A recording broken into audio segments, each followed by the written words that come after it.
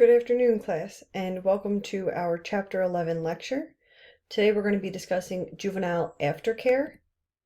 So our learning objectives for today are that by the end, you should be able to describe what the goals of aftercare are, decide who is responsible for releasing youth from training schools, summarize why so many youths fail when they're released onto aftercare, describe the role of an aftercare officer, as well as to describe the means by which aftercare can be improved. So let's begin by looking at the current climate of aftercare. There are approximately 100,000 youthful offenders who are released every year from secure confinement in the United States. Many of these youth have co-occurring mental health as well as drug and alcohol issues, which presents its own problems to provide proper treatment. Many are behind educationally, as these youth are coming from different schools in their communities, all combining into one training school.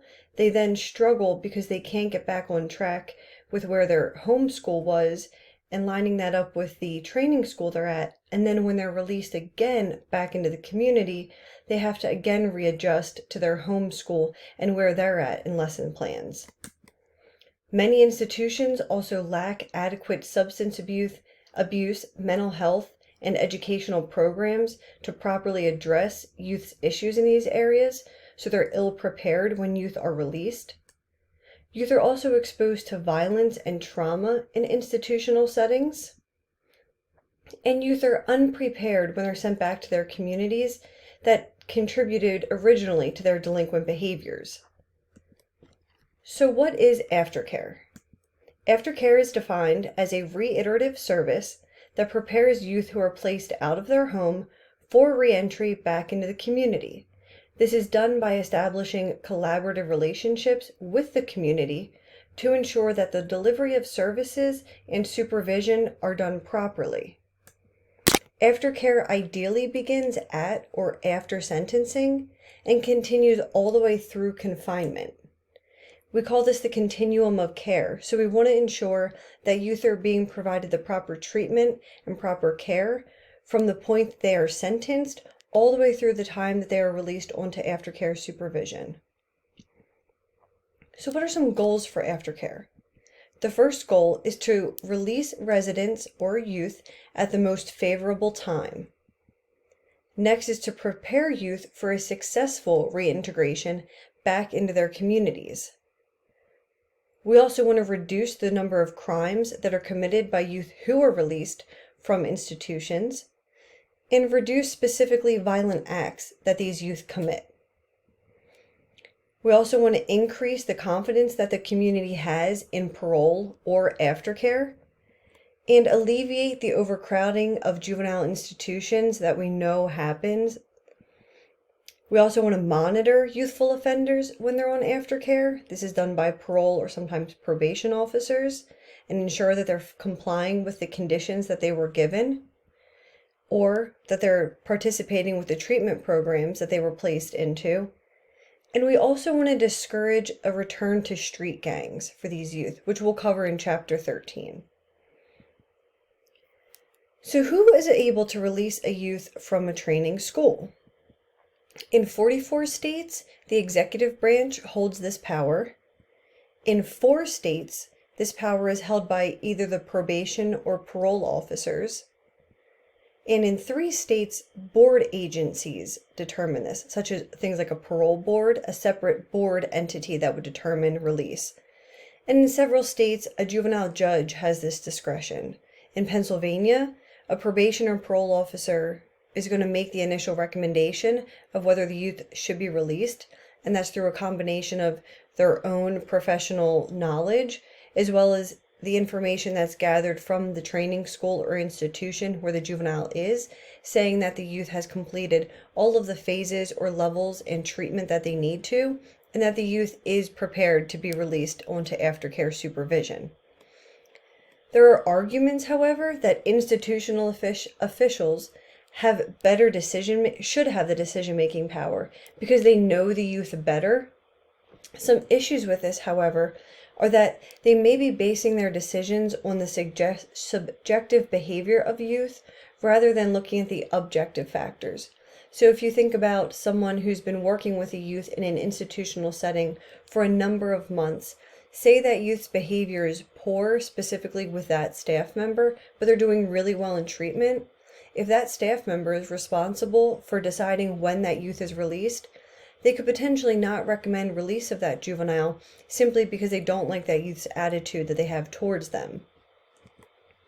There's also arguments to have independent agencies or boards solely become the impartial decision makers. One, because they are impartial.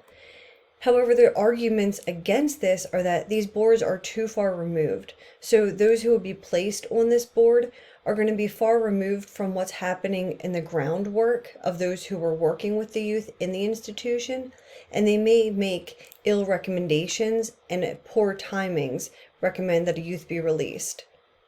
They may also ignore important aspects of the youth or their progress because, again, they're not directly involved with that youth and they're simply going off of reports that are submitted.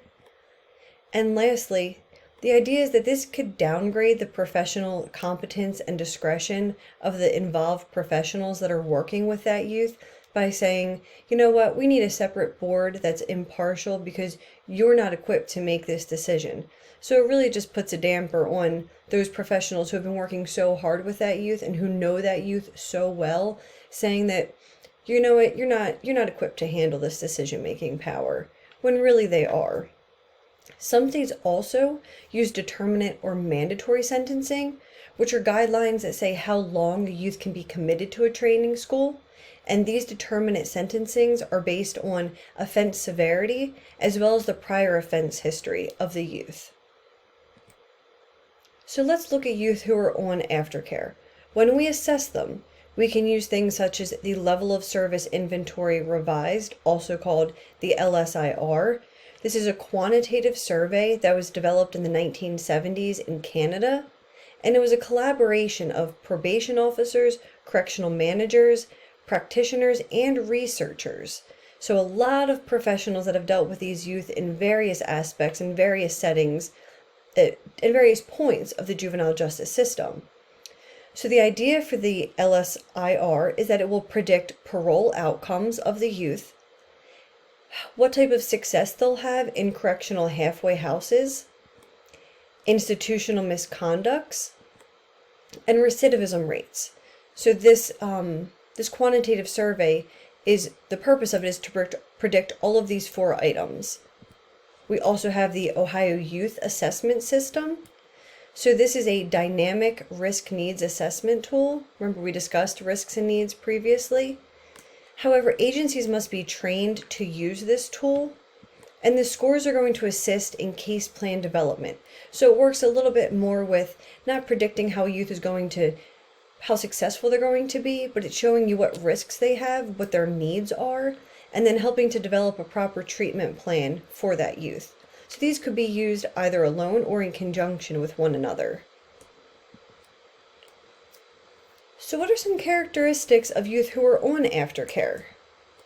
Well, typically youth are going to be older, minority males who are charged with nonviolent offenses.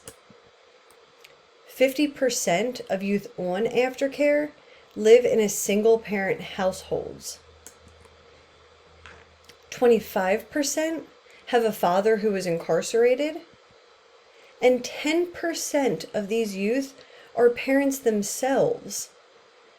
Most of them have only up to a 7th grade education level, and many present with various types of learning disabilities. 2/3 have a mental health disorder that's going to impact how well they're going to do on aftercare. And most of them have spent a majority of their adolescence in custody. And by custody, I mean in the juvenile justice system in some form or fashion. And a lot of these youth are going to be returning to impoverished families and neighborhoods that are lacking the proper resources and guidance to get this youth on the right track. So while we removed them from these communities and maybe we were able to give them some great treatment and some great programming while they were in an institution or in a training school, they're coming right back to their communities where they're not being offered these same types of programmings. So how successful can we expect that they be? So let's look at some different types of intensive supervision programs. So these juveniles are going to be placed on small caseloads, and they're going to receive frequent contacts from an aftercare officer. There is a big emphasis on drug and alcohol testing to ensure that these youth are not using these illicit substances, because we know that this can impact the delinquency of youth. So we have these intensive aftercare supervision, or IAS. It's going to target 3 types of juvenile populations. It can target all parolees, it can also target low-risk parolees, or they can target specifically high-risk parolees. Then we have intensive aftercare program. So these are 2 different things. The intensive aftercare program is a model that uses a combination of social control, strain, and social learning theories, focusing on specifically the reintegrative process of bringing that youth back to their communities. So to do this, we need improved communication and coordination between institutional and aftercare staff. We also need an improved ability for parolees to receive community services immediately after their release. So the intensive aftercare program, it assumes that serious and chronic delinquency is related to weak social controls that are produced by social disorganization, inadequate socialization, as well as strain in the neighborhood and community. That strain is produced by social disorganization. And then it also assumes that peer groups have a huge influence on these youth, and that peer influences can actually intervene as a social force between youths with weak bonds or strain and delinquent behaviors. So let's discuss some intervention programs. Well, an intervention program that is successful, an approach that's successful, is going to target specific dynamic and criminogenic characteristics. So let's break that down. Dynamic characteristics, we know the difference between static and dynamic. Static cannot be changed, and those are things like prior offense history. Dynamic factors can be changed. These are things like family circumstances, personality and behavior, leisure and activity, education and employment. So we want to focus on those dynamic characteristics that can be changed, and specifically criminogenic ones. So ones that are related to delinquency and delinquent behavior, and that we know will have an impact on reducing delinquent behavior. They should implement a plan that's strictly adhered to by trained personnel. You have to have personnel and staff that are trained to deliver whatever the program may be, and they need to stick to a plan and the program manual. They want to make sure that you're giving each youth the exact same type of programming so that you can assess the program's success properly. There should also be frequent contact between staff and offenders. So programs that are successful are having frequent contact between these two. They use cognitive and behavioral treatments, which we'll discuss in chapter 12 actually. And they should target offenders with the highest risks of recidivism. So I believe we've spoken about this before, but we want to make sure that we're targeting all of our treatment and a lot of our resources on high-risk offenders, not our low-risk offenders. Low-risk offenders are going to simply age out of crime naturally and desist from crime naturally without much intervention needing to be done by probation or treatment providers. We want to actually make sure that we're not over-servicing low-risk offenders, because that's possible. As a justice professional, you can actually have a negative impact on recidivism of low-risk offenders by having too frequent contact with them. By over-servicing that youth, you can actually cause them to recidivate. So what are some downsides of the current reentry process? Well, few institutions are focusing on opportunities and trainings that are really going to prepare youth for life back in their own communities. So they lack things like job opportunities and employment aids, motor vehicle driver training, basic financial management, Human relations. Some of these youth don't know how to interact positively or pro-socially with others, and that's why they may be acting out violently or why they may be engaged in delinquent behaviors. And they also lack drug and alcohol counseling that's effective. So we also want to look at some downsides, or that there's a high security risk, a lack of staff, and an inability for youth to handle job placement while they're in a facility. So we just simply don't have the staff that can monitor youth by placing them out in the community to work, or even watching them work within the facility. You have to have a level of trust in that youth that they're going to be able to handle the tasks that you're giving them. And a lot of youth don't have the cognitive functioning to be able to focus on a task long term. And you have the security risk of letting youth out into the communities to participate in work programs. There's also a lack of community support and support systems within communities that leads youth to recidivate on aftercare. And then we have system fragmentation and disorganization. So basically, organizations aren't talking to one another. The community isn't engaging with treatment providers. The treatment providers aren't maybe speaking with the families in the ways they need to. The justice system isn't communicating with the program providers that they have. So we have this cyclical effect of no one's communicating properly and the system is fragmented. Then you also have the personality traits of the youth. Simply what the youth believes. What are their core values? What are their beliefs? What do they hold true and to be right with the world? Are they negative? Are they antisocial attitudes they hold? That's going to impact how they do during reentry. There's also an arbitrary decision making that aftercare officers can tend to engage in rather than making objective decisions, sort of like I mentioned before, when you have institutional staff making decisions on release for a youth from a training school. These aftercare officers are going to be spending a lot of time with these youth on aftercare supervision, a couple times a week, seeing them even.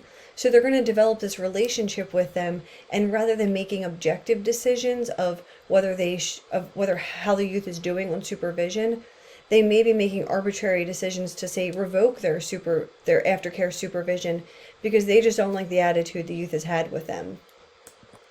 And lastly, delinquent peer groups. So we know that peers have a huge impact on youth engaging in delinquent activities. So what are some reentry initiatives that we currently have? So they do things like home visits. They'll make sure while the youth is in the institution, they'll be given the opportunity to go home on weekend passes to see how they do in that home environment. There can also be institutional visits by aftercare officers to begin the reintegration planning process. So while the youth is still in the institution, that aftercare officer will begin forming that relationship and bond with them while they're in there to streamline reintegration. Additionally, home, school, and job placements need to be determined prior to the youth being released. We need to know where the youth is going to be living, what their home school is going to be, and you need to make sure that they get enrolled. And typically this can fall on an aftercare officer to ensure that the youth is getting re-enrolled in school. Similarly with job placements, you want to make sure that that youth has applied to a few jobs before they're released so that we know that they're going to be able to make an income and not return to a criminal lifestyle to make money. So a lot of these independent living placements have taken place of halfway houses, which we have in the adult system, but they were just unpopular with youthful offenders. So some youth will step down from a training school to an independent living placement before going back to their communities. This is just to give them less supervision and less structure. A lot of it is relying on them to make sure that they're engaging in the treatment that they need to before they come back home to just see how they do with less supervision. And then we have reentry programs, and reentry programs are going to address youth's distorted ideas of what returning to the community would be like. They're also going to address how youth anticipate family problems that are just going to be resolved, that have been long-standing. They'll address the belief that school adjustment is going to go more smoothly than it usually does when a youth returns to their community.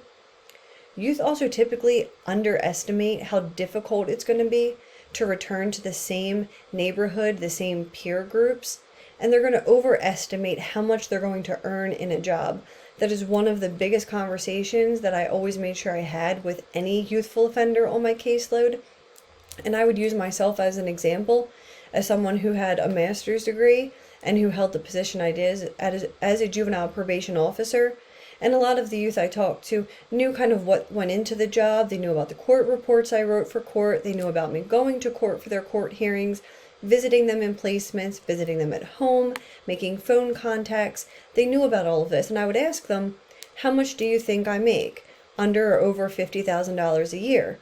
Because I wasn't going to tell them exactly. And a lot of them put me well over 50,000. And you have to bring these youth back down to reality of, this is realistically how much you're going to make in whatever job it is that they're interested in, so that they really can start to understand and bridge that gap between, I can't continue to act like this if I want to make money and be successful in life. And then again, making sure we have this continuum of care model. So the continuum of care model has 6 components. It's going to begin with assessing the youth, developing a case treatment plan, looking at institutional treatment and providing institutional treatment, developing a pre-release plan, helping the youth with transitioning back into their community, and then finally, community reintegration. So what are some responsibilities of aftercare officers? Well, they have investigatory as well as regulatory responsibilities. Investigatory, meaning that they need to ensure that the youth is getting the proper treatment they need, whether that means they need to go investigate different programs that they can put them on. They also need to make sure that the youth is following the conditions of their aftercare supervision. They'll provide probation and parole services. They may even combine supervision with support and treatment services and strategies. They can actually return offenders to institutional confinement if they're not following the rules and conditions of aftercare. And it's important to note that technical violations are the most frequent violations that youth on aftercare will make, and they do weigh heavily in revocation decisions. So technical violations are the youth not committing a new crime, but simply failing to follow through with the conditions that they were given, say failing drug tests, for example. And then a revocation decision can be based on things like chance, the attitude of the youth, and even personal attributes of the officer. Certain officers may have a higher or a lower tolerance for technical violations that youth are engaging in. So there's 3 options we can have here. The youth can be either returned to the training school, they can be placed on intensive supervision as a step up, or they can be placed on home confinement with electronic monitoring.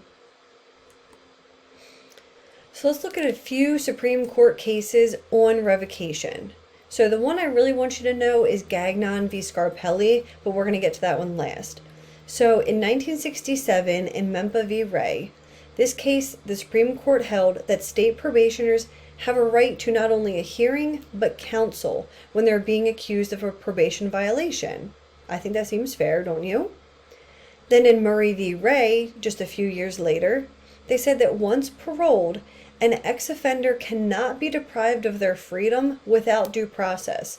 So that means that the youth or adult has to have a hearing and where due process is present before you can revoke their freedoms and put them back in an institution. Violation hearings. And then People ex rel v. Warden Greenhaven. This case was in 1971, and it said that inmates are permitted to have counsel at revocation hearings. Then 1 year later, in Morrissey v. Brewer, the court said that you have to have a hearing before an uninvolved hearing officer who is going to decide if the probation violation actually occurred. So in our county, we have a judge who's going to decide this. That's our uninvolved hearing officer. So it's not the probation officer. It's not the institution. It's not the aftercare providers. It's the judge or hearing officer that is going to read the violation report and determine whether the youth actually violated their conditions. Then this is the important one, Gagnon v. Scarpelli. The court said that counsel should be provided on a case-by-case basis during revocation hearings. So Gagnon v. Scarpelli, just to back up for a moment, actually is where in adult court we get, they call them Gagnon 1 and Gagnon 2 hearings, and these are the violation hearings that they hold. That's why I say to remember this one, because that's where we get those from. So let's cover interstate compacts. What is an interstate compact? This is an agreement between states in the United States to deal with the mobility of youth and the need to keep them under supervision. So we have 4 areas here that it's going to address. Interstate compacts are going to look at the cooperative supervision of delinquent juveniles on probation or parole. So for example, if we have a youth that we placed on probation in Pennsylvania and their family's moving to Nebraska, then through an interstate compact, we can transfer that youth's case to Nebraska. We will still hold the hearings for that youth, but they're going to supervise the youth for us and make sure that they're following their conditions. It also helps to have a return of delinquent juveniles who escape or abscond, whether that's escaping from an institution or simply absconding when they're on aftercare supervision, as well as the return of non-delinquent juveniles who run away from home. And finally, it provides for protection of juveniles as well as the public. So we want to make sure that these youth who are running away or are absconding are safe. We want to make sure we know where they are and that they're being returned to their families. And the public, if we have a violent juvenile who's escaped from a training school or a high risk or a high security, maximum security facility, we want to make sure that we protect the public and that we have agreements with other states that we can get him back to that training school. So how can we improve aftercare? Well, aftercare is part of a continuum of care that requires parallel services in the facility with careful preparations for aftercare. So making sure that the same treatment they get in a facility is going to follow through aftercare if that's what that youth needs. We need to increase funding and staff to be able to provide enhanced service delivery. Also, intensive aftercare requires formal assessment procedures to determine which offenders need a high level of intervention and supervision and enhanced treatment. Again, we want to make sure the high-risk offenders, that we're identifying who they are, and that those are the ones who are getting the high level of supervision and treatment. And finally, a reduction in caseload size and intensification of contact can increase outcomes for youth on aftercare. So in sum, the goal of aftercare is to provide a continuum of care to juvenile offenders who are being released from an institution. Releasing authorities include the executive branch, probation or parole officers, board agencies, as well as judges. Youth fail on aftercare due to fragmentation and a lack of coordination between agencies who are providing comprehensive plans and services to youth, as well as community characteristics and a youth's personal traits. The roles of an aftercare officer are to investigate and regulate, which includes supervision and revocation if necessary. And aftercare can be improved with comprehensive and integrated programming from institutions to ensure that we're providing a continuum of care to reduce recidivism in these youth. So that was Chapter 11, specifically looking at juvenile aftercare.